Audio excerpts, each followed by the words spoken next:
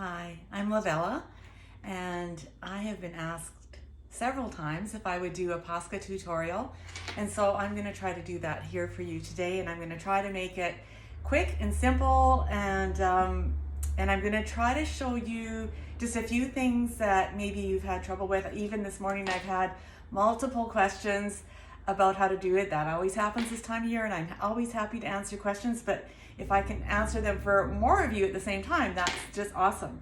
So we're gonna start always by assembling all our ingredients. You don't wanna be trying to gather things after you've already started. So what I typically do is when I'm ready to start, I'll put my warm water and my yeast together, and I'll let that sit while I prepare my citrus.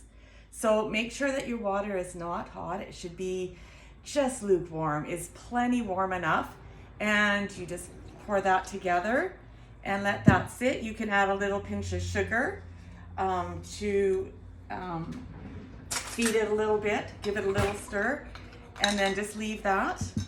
And then you're going to take a lemon and an orange, and you're going to peel them with a vegetable peeler, and you're going to end up with just like the very fine rinds like this with hardly any of the white pith on there.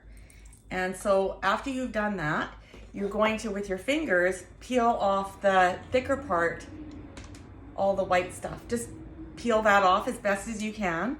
And then what I find is that the oranges very rarely have seeds in them. But I will cut all my oranges, I'll cut the orange into slices like this. You're going to need one lemon, one orange.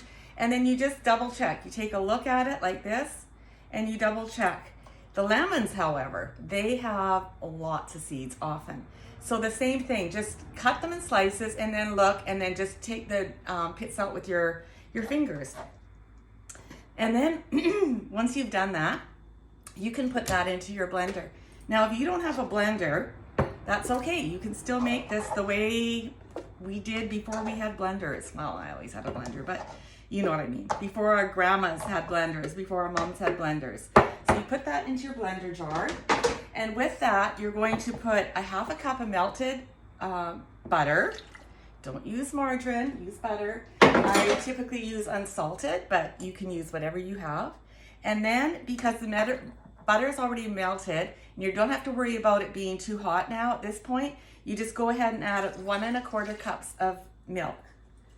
And you'll add 3/4 cup of sugar, and a teaspoon of salt, and 2 eggs. Now, the thing about Paska is that every mom has their own recipe, and whatever you've grown up with, that's great. My mom, her original recipe started out with lots of eggs, and I'm an egg farmer if you didn't know, and so I really should be telling you to make the recipe that has lots of eggs. But this is the one that I fell in love with when I met my husband. His grandma made it like this, and it's just the citrus in there just gives it such a beautiful flavor, and it keeps it moist as well, because Paska can tend to dry out kind of quickly. So now you've got all the things that you're going to need to blend. You put that in the jar, and you're going to blend it. I do mine on a smoothie setting, and I do it about 3 times, so it is like really, really frothy and light. So after you've done that, you're going to take your yeast and your water. You can do this already in the bowl. You don't have to do it in a separate container, but I just did it there just to show you. And then let's just pretend that blender's been going like crazy. Here is the beautiful frothy mixture that comes out of that blender. You can just see how light and bubbly it is, and so smooth. It's airy, and that just is the perfect base for what we're doing here. I actually have a little extra. I have to put that in here too. Okay, so now you have everything except for your flour ready to mix up your Paska.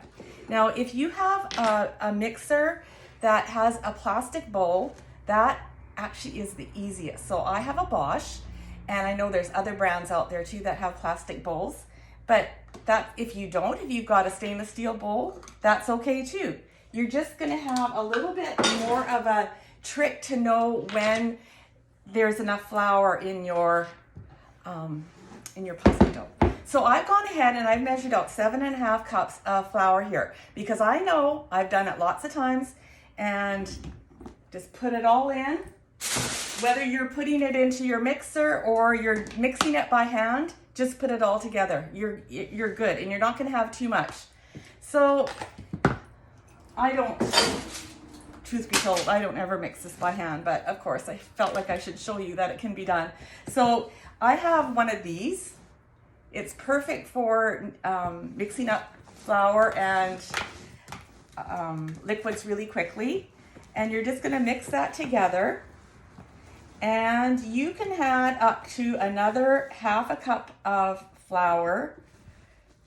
And what I want to tell you here now is, this is something I've learned from doing sourdough, is that once you get it all the flour and all the liquid combined, you just go ahead and don't bother even trying to mix that into a ball at this point. It's going to be really, really shaggy. It's going to look like this. Okay? So once it's done that, I'm telling you something here that has worked amazing in the whole sourdough business, even though this isn't sourdough, is you then just put the lid on and you let that sit for about 1/2 hour. And that time where it is sitting like that will absorb all the flour, and then you just take it and you're going to start to fold it together. And that is kind of where your kneading will come in, but it's going to be smooth and you're going to be able to work with it. And continue to do that about, I'd say, every 1/2 hour until you're really happy with the consistency of the dough. It should be silky and soft and smooth. And then once it's like that, then go ahead and let it give it a good rise, like a good hour. Okay, so now, by the miracle of television, here I have some that's been sitting, and I did mix this up in my machine. This has been going for, I actually punched this down once, and this is another thing that is maybe helpful for you to know, is that when you're baking it, sometimes it's like it hasn't had enough time to rise, and so it gives it that kind of like that extra push at the end, and you don't get a really nice soft or smooth loaf. So if you punch it down in between, it's going to, I just want to show you here how beautiful this dough is. It is just gorgeous. Oh, and here's, went on the floor. Here's another thing that you really should have if you're going to do any kind of yeast dough at all, is one of these,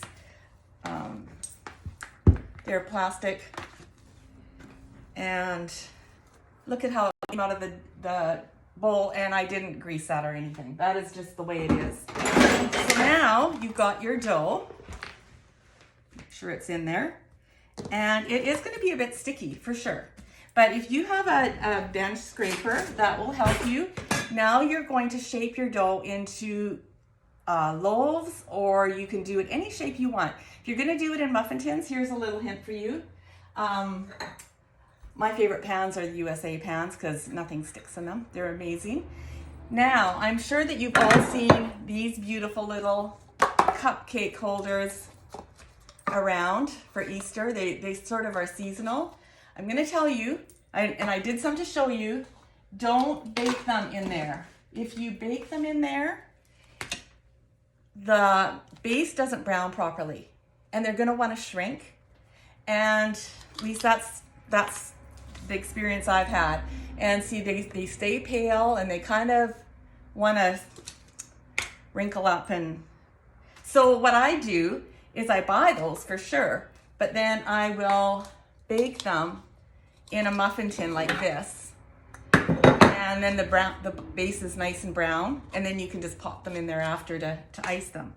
So when you're going to divide up your dough, I generally always, I make 5 loaves, pans this size, and I weigh them to make sure that they're even so that they bake evenly. That way you're not going to get one bigger, one smaller, and that sort of thing. So I do that. Let's pretend I've already done that. And so you'll take your dough. If you're going to do a loaf, you can do it in a round loaf. That is more the traditional look, a nice mushroom looking loaf. They're beautiful that way, but honestly, the way our family goes through them, they don't need to be fancy. So just gently put it between your fingers like that. Roll it a little bit with your palms and pop it in the pan. Somebody asked me how full I make my pans. About like that. Like I would say about half. And that's going to give you a loaf that is about this size.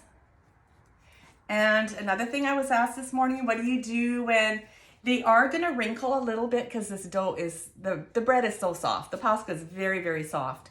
And so they may get a little bit of this, but they should, when they're baked, they should be brown on the bottom and brown on the top. Now, if you find and you know that they're not going to be done yet, and every oven is different, altitudes are different. So if you look and you think, okay, the top is brown already, but I don't really want to take them out of the oven yet because I know the bottom isn't going to be brown, just take a piece of foil and put them over right in the oven. Put it loosely like that right in over the pans in the oven. And then they'll bake up beautifully. So let this rise. I like to I don't like them to rise too quickly, so I'm not going to necessarily put them in a warm spot. I'm going to let them just rise at room temperature. Now, I was going to show you too about the muffin tins. So if you're going to do the muffin tins, you can do them. It's really cute to do them into little ball, like put 3 little balls in a muffin tin. Squeeze them off like that. And like that. And then that will give you, a look like this,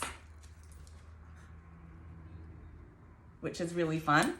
Or you can just squeeze off a bigger, you always want to try to keep your top of your dough smooth like this. So you want it to be a fairly good size so that it puffs up nicely. So basically filling that muffin tin. Okay, so now you're going to let that rise until they are double. And you're going to preheat your oven at 350 if you've got convection. I like to do mine on convection just because I find it does brown them really nice and evenly.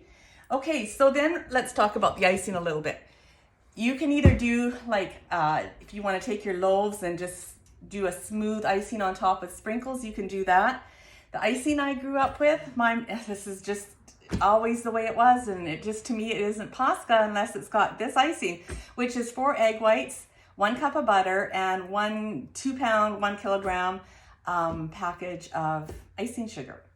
And if you're concerned about the egg whites, which is reasonable, you can buy pasteurized egg whites. They're widely available in the dairy counter by the eggs. And the icing, you're going to want to keep it refrigerated after you've got them iced. But it's just a very, very nice soft icing that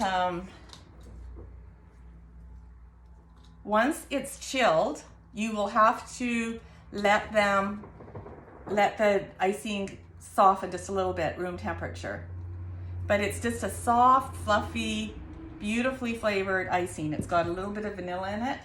And the other thing I wanted to say is when I grew up, the only sprinkles that were available were the multicolor, primary colored ones. But now there's Easter colors, and they're so fun. I found these ones too. The grandkids are gonna like those. They're bigger and crunchier. So I think that's everything I wanted to tell you. I hope I covered it all. If you have any questions, please feel free to put them in the comment section, and I will do my best to answer you. I hope you have a wonderful, blessed Easter, and we'll see you again soon.